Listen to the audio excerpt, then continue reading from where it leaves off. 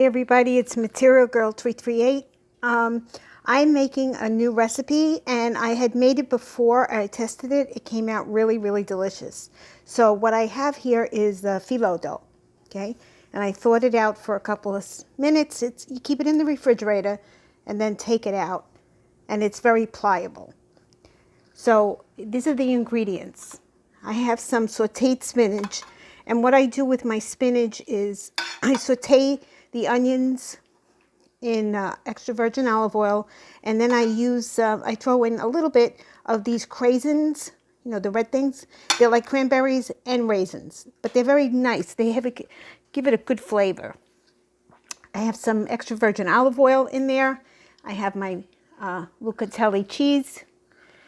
I have some sauteed mushrooms, and I saute my mushrooms, and then I add a little bit of burgundy wine after they've nice and like a golden brown. I have here, this is the sausage. This is chivellata.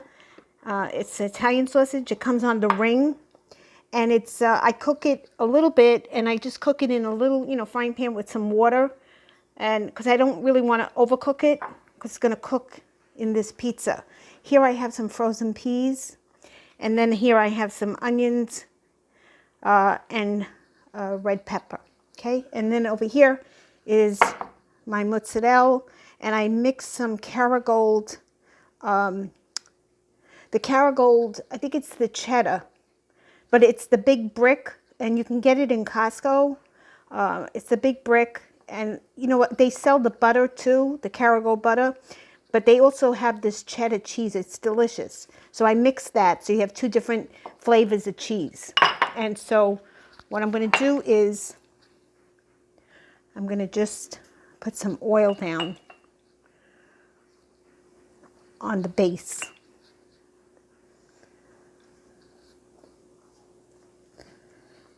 And not too much, but enough to give it a coating. And then also do the ends, because I'm going to fold those ends over the pizza. Okay, and then I'm going to sprinkle, I need a spoon.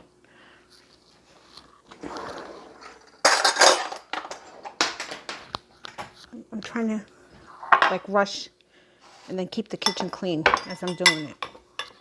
So I'm going to sprinkle some sausage. I don't have my tripod, so I'm just, bear with me. I know I'm moving. So there's still some chunks in here, which I should have cut up.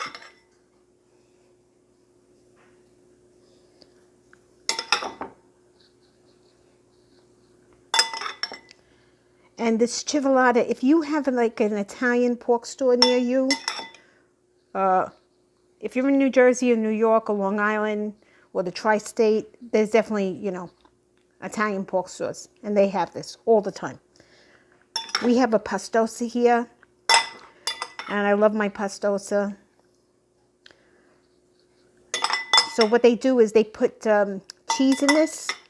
This sausage has cheese in it. It's got fresh parsley. It's very good, delicious.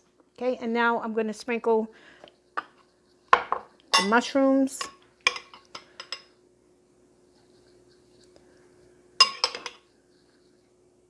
And what gives these mushrooms the flavor, and I do it all the time when I make my mushrooms, when you're first frying them, a lot of water, because I freeze everything. So when I'm cooking them, a lot of water comes out. I drain the water. And then once they start to brown, then I take, I just shut off the heat, and I pour burgundy or Chianti wine into the pot, a little bit, not too much, or Opici, which is good. And then I turn back on the heat, because I don't want to make a fire. Everyone. Let's get every mushroom available. Okay. Now I'm going to think I'm going to put the mozzarella next. Let me sprinkle a little bit. You don't have to have a lot. This mozzarella is from Pastosa. And if you live near a Pastosa, buy their mozzarella.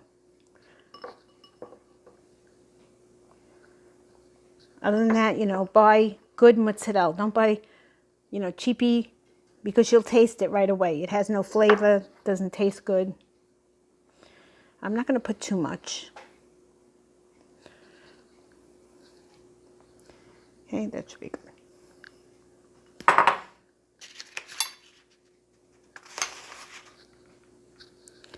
Now I'm going to sprinkle, before I sprinkle some onions, I'm going to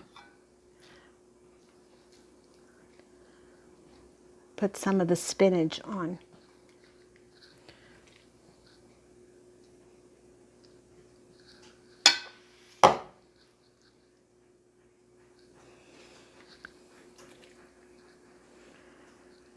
And I should have cut this a little bit better. If you don't like spinach, or you just make it plain, try it this way. It is really good. It's delicious. It's flavorful. And my mother used to put pinoles in the spinach too.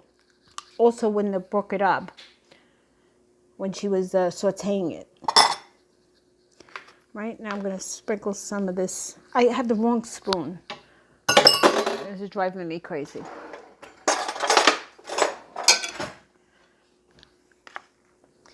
Okay, I'm going to sprinkle some of this.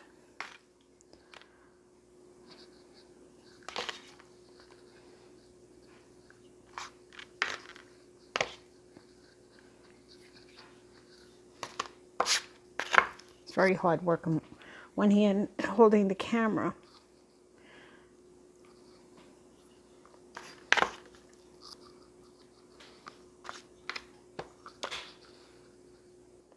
Okay, I put the onions and the roasted peppers. They're not roasted peppers. Roasted peppers are completely different.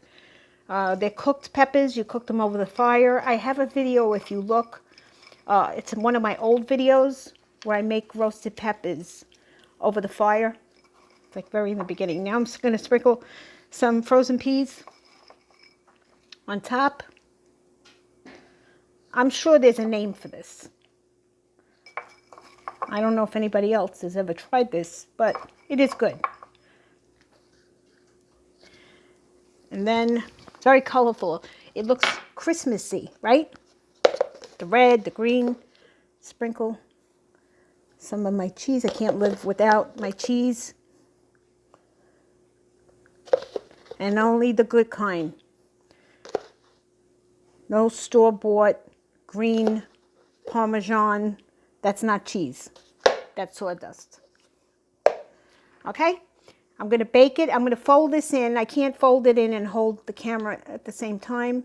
I'm going to fold this in and tuck it, make little, like a curvature here. Okay? And then I'll show you when it comes out. Okay, my friends. I've had it in the oven at 385 for about,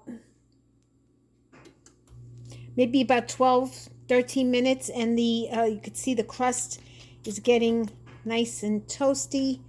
I don't know if I'm going to put it back in because it really looks like it's done.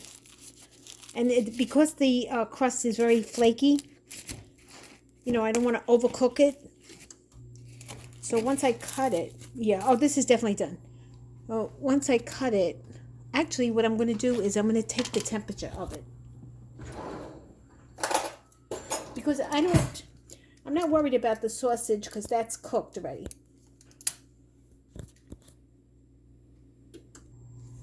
So like I said, I want to just take the temperature of the inside, and I want the cheese to melt.